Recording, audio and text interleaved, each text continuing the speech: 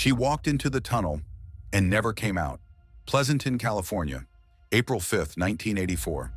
A 14-year-old girl named Tina Faelz leaves school detention and begins her walk home. She's frustrated, tired, and more than anything, just wants to disappear from the nightmare she calls high school.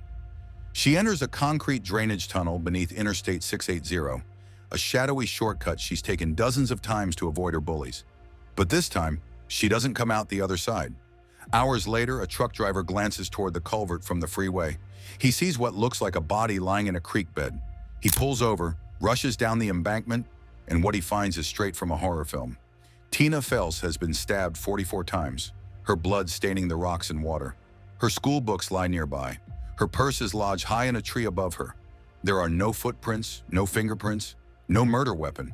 In a quiet suburb where children play in the streets and doors remain unlocked, a child has just been butchered in broad daylight, and nobody saw a thing. A young girl was dead, but for decades she would be buried with her own truth. Tina's younger half-brother Drew comes home from school that afternoon and immediately senses something's wrong. Tina should be there. She always beats him home. By nightfall, the police are knocking. The crime scene yields almost nothing. No signs of a struggle, no defensive wounds. Just a body, a blood-stained tunnel, and a school bag left eerily perched in a tree. The only solid clue? A report card inside her purse identifying her as Tina Faelz, a freshman at Foothill High School. As word spreads, detectives learned Tina was a frequent target of bullies. Girls had taunted her, thrown rocks, even joked about tying her to a tree and stabbing her. One had said it loud enough for others to hear, on the very day she was killed. But here's the twist. They were all in detention at the time of her murder. The case only gets darker. A known school bully named Jeff Michelson had been seen running from the culvert around 3 p.m., the estimated time of death. He carried a hunting knife. He had a fresh cut on his finger, but his knife tested negative for blood. So did the knives of Tina's abusive stepfather, Keith, who suspiciously gave his knife away the moment he heard about the murder. With no forensic trail, no confession, and no suspects left, the case goes cold. For nearly 3 decades, Tina's murder remains a haunting mystery in Pleasanton, a case built on rumors, not evidence. And Tina's mother? She slowly begins to unravel. She was a kid with chores, dreams, and secrets no one ever asked about. Tina Faelz wasn't just another statistic. She was a 14-year-old girl trying to survive hell in her own home and at school. Her mother, Shirley, had divorced Tina's father early on. Tina and her younger brother Drew lived with her and Shirley's new boyfriend Keith, an alcoholic in his 20s with a violent temper. Keith drank, he yelled, he threw bottles.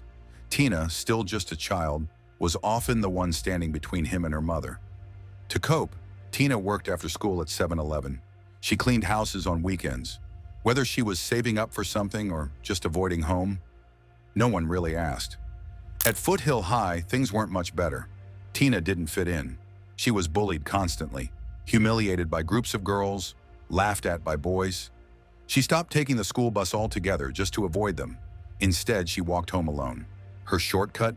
A dark, graffiti-ridden drainage tunnel under the freeway. She promised herself that she'd switch schools after freshman year, that if she could just survive a little longer, she'd get out. But the tunnel took her before she ever got the chance. And for 27 years, her name faded from headlines. Her killers walked free. Her story, it seemed, was over. But this is only the beginning.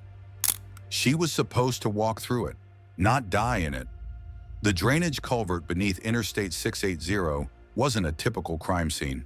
It was more like a void, a space where everything disappears, even evidence. Tina Faelz's body was found face down in a dry creek bed, just beyond the tunnel's shadow. Her school bag lay in the rocks. Her purse, somehow, had been thrown into the branches of a tree almost 20 feet away. Whoever attacked her didn't just stab her, they butchered her, with 44 wounds across her chest, neck, back, and arms. There were no signs of sexual assault, no defensive injuries on her hands, no signs that she ever screamed. It was as if she never had a chance. The ground was too dry for footprints. The blood had mostly soaked into the dirt and scattered stones. There were no fingerprints, no DNA. And the most disturbing detail, despite such violence, nobody heard anything. Hundreds of students had just been released from school. Kids were walking home, Cars were passing by above, but nobody heard a scream. If you agree that something about this feels deeply wrong, hit the like button. Everyone thought they knew who did it, until they didn't.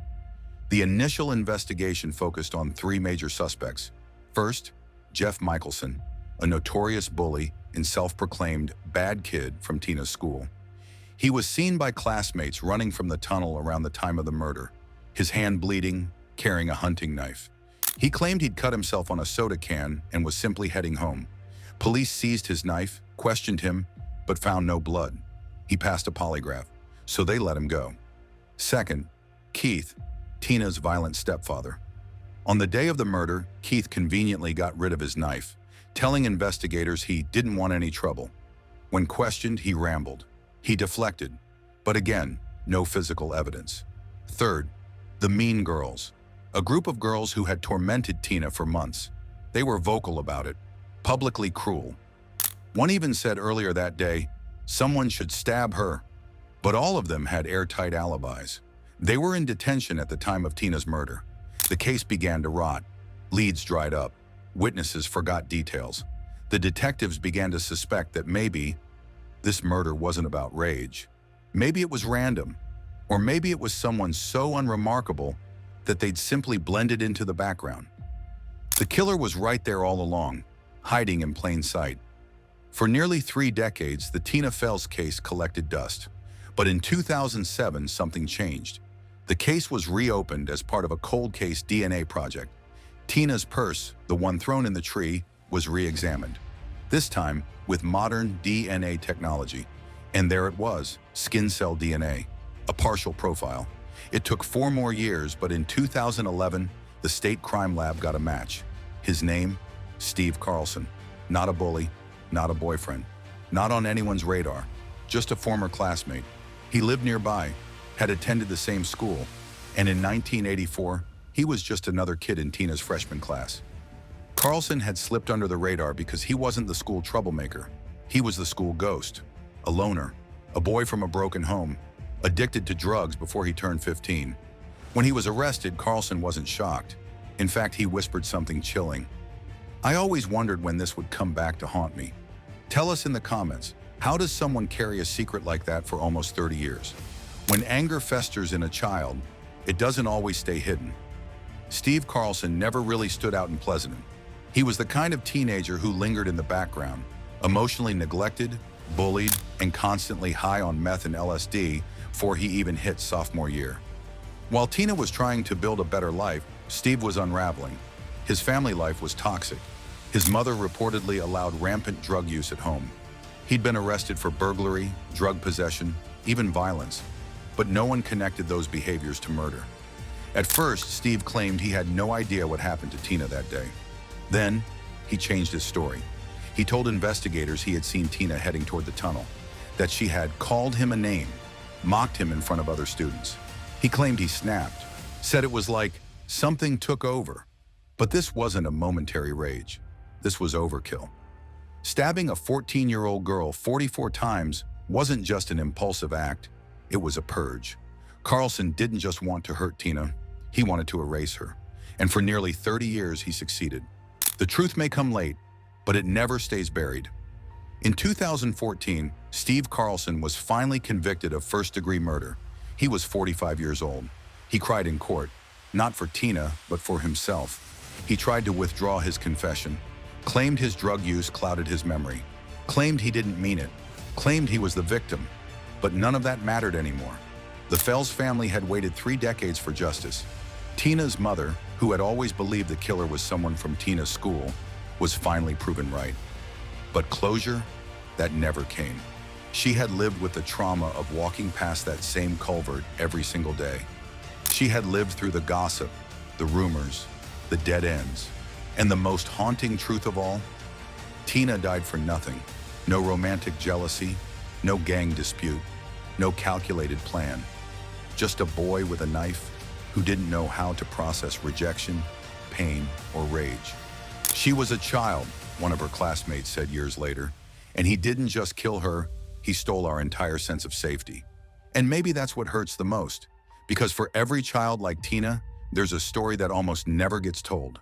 If you want to see more disturbing cases that can leave you shaken, hit the subscribe button and don't forget to turn on the notification bell.